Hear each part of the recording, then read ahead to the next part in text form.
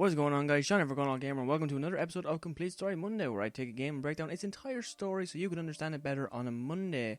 And in today's video we'll be taking a look at Mafia 2, released on the PlayStation 3, Xbox 360 and PC in 2010. Last week I looked at this game's predecessor, Mafia, so if you haven't seen that video I recommend you go back, watch that and then come back over here, because there's a few story elements in this game that you'll need to know the story of that game in order for them to match up. If you're still here, then now would be a good time to mention that this video is full, and I do mean full, of spoilers. Now with that out of the way, let's dive right into this one. Here we go.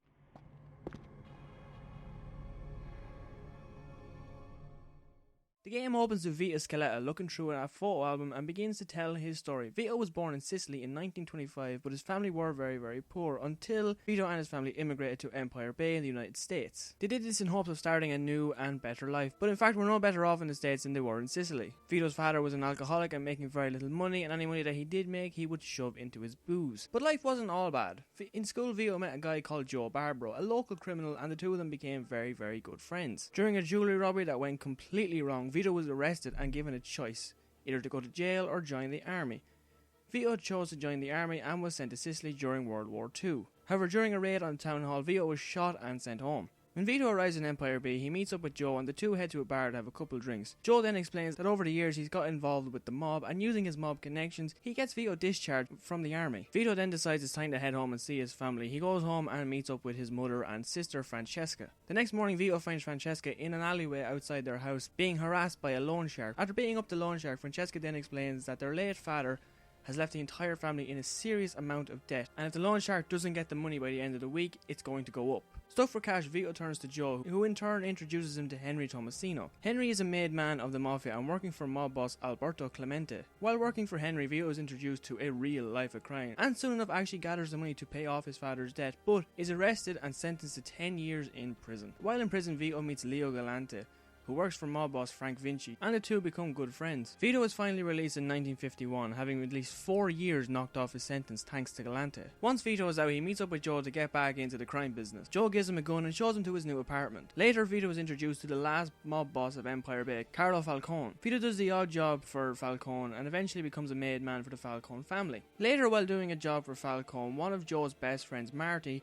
is ultimately killed. This sends Joe into a fit of rage and later kills the mob boss behind the murder, Clemente. After the death of Clemente, Henry is now working for Falcone and approaches Vito and Joe for a little proposition. He plans to get into the heroin business in order to make some money on the side, but Falcone can't know about it. Vito is worried that if Falcone finds out, something will happen, but Henry reminds him that nothing will happen too bad, just that Falcone will take a cut of the money.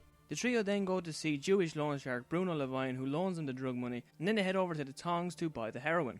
And for a while it actually works out. They sell drugs here and there and they make a lot of money. But as this is the Mafia, nothing ever goes right. The triad soon discover that Henry is actually a federal informant and murder him in a really brutal way in the middle of a park in broad daylight. Vito and Joe seek revenge and shoot up a Chinatown restaurant and then kill the dealer that sold them the heroin. With the entire drug thing getting completely out of hand, Falcone takes his cut and the triad stealing all the money that's left over. Joe and Vito are left indebted to the Jewish loan shark Bruno Levine. In an attempt to earn the money back, Joe and Vito do a job as a favour to a former mob boss, Ennio Salieri. This is the same mob boss Salieri from the original Mafia game. Salieri asks Vito and Joe to murder former mobster Tommy Angelo. The two go to Angelo's house and blow him away with a shotgun. This means that the two unknown mobsters that appeared at the end of the original Mafia game are actually Vito and Joe from Mafia 2. With the incidents happening in Chinatown and with Tommy Angelo, some serious tension has risen between Falcone and Vinci, as both believe the other to be responsible. Because of this, Vito is ordered by Vinci and the triads to assassinate Falcone for his life. Falcone orders Joe to kill Vito in exchange for his life, but not wanting to betray his friend, Joe betrays Falcone